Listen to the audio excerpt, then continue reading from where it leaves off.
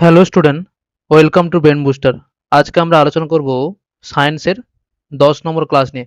ইতিমধ্যে আমরা 9টা ক্লাস করে নিয়েছি। তোমরা না দেখে থাকো তাহলে জেনারেল সায়েন্সের যে প্লেলিস্ট রয়েছে সেখান থেকে তোমরা ক্লাসগুলি করে নিও। আজকের ক্লাসে আমরা বিভিন্ন ধাতু সংকর এবং তাদের ব্যবহার এই নিয়ে আমরা ডিটেলসে বিস্তারিত আলোচনা করব। তোমরা ক্লাসটি মন দিয়ে করো, কারণ এখান থেকে নানান ধরনের পরীক্ষায় প্রশ্ন কিন্তু আসে। চলো দেখি যে বিভিন্ন ধাতু সংকর এবং তাদের ব্যবহার। ধাতু সংকর বা সংকর ধাতু কাকে বলে এটা আমরা প্রথমে জানব। দুই বা ততোধিক ধাতু অথবা এক বা একাধিক ধাতু ও অধাতুর, যেমন কি কার্বন, সিলিকন, ফসফরাস ইত্যাদি সমসত্ব বা অসমসত্ব মিশ্রণ যা একক ধাতুর মতো আচরণ করে তাকে আমরা কি বলি? ধাতু সংকর বা সংকর ধাতু। ঠিক আছে, মানে একের বেশি ধাতুর মিশ্রণ, সেটাই ধাতু সংকর। সংকর ধাতুর বৈশিষ্ট্য কি কি হতে পারে?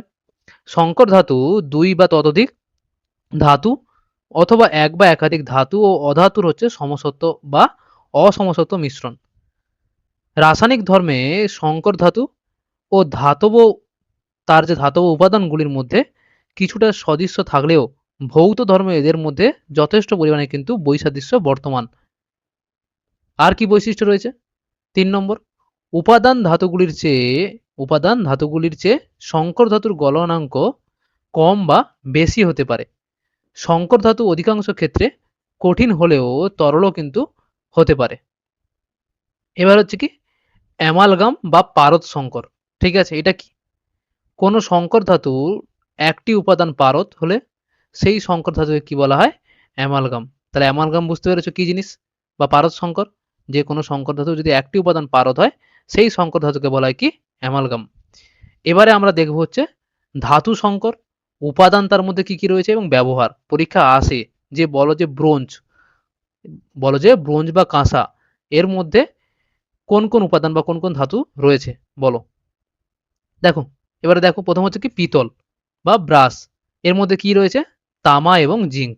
ঠিক আছে, কি কাজে ব্যবহার করা হয়? বাসনপত্র, জলের কল, টেলিস্কোপ, যন্ত্রপাতি ইত্যাদি প্রস্তুত করতে কিন্তু ব্যবহৃত হয়।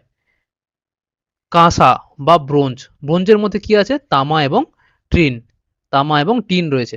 বাসনপত্র, মুদ্রা, মূর্তি, মেডেল, ঘণ্টা ইত্যাদি প্রস্তুত করতে ব্যবহৃত হয়। জার্মান সিলভার, ঠিক আছে, এটা পরীক্ষায় এসেছিল। তামা, জিঙ্ক এবং নিকেল। তামা 50%, জিঙ্ক 25% এবং নিকেল 25%। তাহলে জার্মান সিলভারে কি রয়েছে? তামা, জিঙ্ক এবং নিকেল। কি কাজে ব্যবহৃত হয়? বাসনপত্র, ফুলদানি, শৌখিন দ্রব্য প্রস্তুতিতে।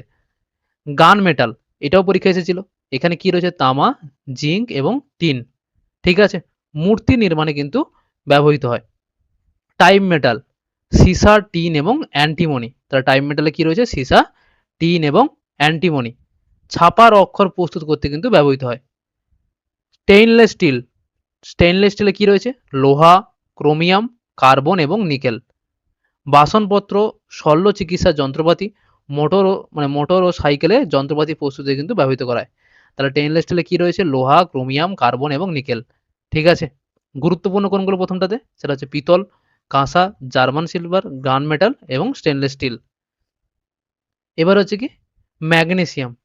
ওকে, এটা ম্যাগনেলিয়াম। এখানে কি রয়েছে? এখানে অ্যালুমিনিয়াম রয়েছে আর ম্যাগনেসিয়াম রয়েছে। ঠিক আছে, ম্যাগনেলিয়ামের মধ্যে কি রয়েছে? অ্যালুমিনিয়াম আর ম্যাগনেসিয়াম। হালকা যন্ত্র ও তুলা যন্ত্র নির্মাণে কিন্তু ব্যবহৃত হয়। এবারে কি ডুরালুমিন, এখানে কি রয়েছে? এর মধ্যে রয়েছে অ্যালুমিনিয়াম, তামা, ম্যাগনেসিয়াম, ম্যাঙ্গানিজ। কি কাজে ব্যবহৃত হয়? বিমান ও গাড়ির কাঠামো প্রস্তুত করতে কিন্তু ব্যবহৃত হয়। অ্যালুমিনিয়াম ব্রোঞ্জ, এখানে কি রয়েছে? তামা এবং অ্যালুমিনিয়াম। মুদ্রা, বাসন, ফটো ফ্রেম, ফুলদানি প্রস্তুতে কিন্তু ব্যবহৃত হয়। অ্যালনিকো, এর মধ্যে কি রয়েছে?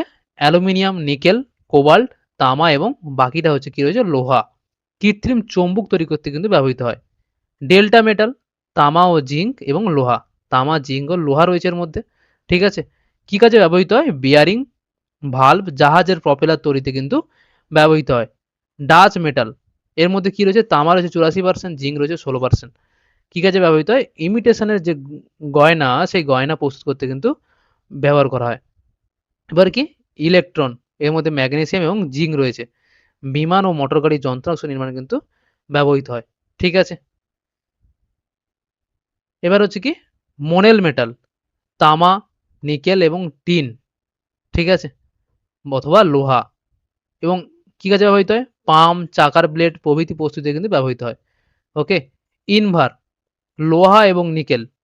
ঠিক আছে, পেন্ডুলামের দণ্ড, মিটার স্কেল প্রভৃতি প্রস্তুতিতে কিন্তু ব্যবহৃত হয়।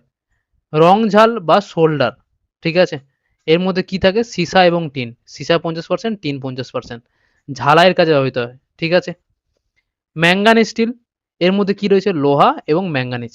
Rail line, tram line, helmet, সিন্দুক, পাথর গুঁড়ো করার যন্ত্র প্রভৃতি প্রস্তুত করতে কিন্তু ব্যবহৃত হয়। ঠিক আছে, নিকেল স্টিল, এর মধ্যে কি রয়েছে? এর মধ্যে রয়েছে হচ্ছে কি? লোহা এবং নিকেল। লোহা রয়েছে 96 থেকে 98% এবং নিকেল রয়েছে 2 থেকে 4%। বিমানের প্রপেলার, গিয়ার প্রস্তুত করতে কিন্তু ব্যবহৃত হয়। ঠিক আছে, এই কটা ছিল হচ্ছে ধাতু সংকর, যেগুলো পরীক্ষায় বারবার আসে। ঠিক আছে, বুঝতে পেরেছো? এগুলো পরীক্ষায় কিন্তু বারবার আসে। এই প্রথমে যেগুলো রয়েছে, এগুলো এগুলো বেশি আসে পরীক্ষায়। তারপরে এগুলো জাস্ট জেনে রাখা, অত বেশি ইম্পর্টেন্ট নয়, কিন্তু প্রথমে এগুলো কিন্তু খুবই ইম্পর্টেন্ট। এই ছিল ছোট্ট একটা ক্লাস হচ্ছে কি বিভিন্ন ধাতু সংকর ও তাদের হচ্ছে ব্যবহার। ঠিক আছে, ছোট ছোট ক্লাসের মধ্যে দিয়ে কিন্তু বিভিন্ন টপিক আমি করিয়ে দেবো, তাই তোমরা ক্লাসগুলি মন দিয়ে করো, কেউ ফাঁকি দিও না। সবাই ভালো থেকো, মন দিয়ে পড়াশোনা করো, দেখা হবে পরের ভিডিওতে। চলো।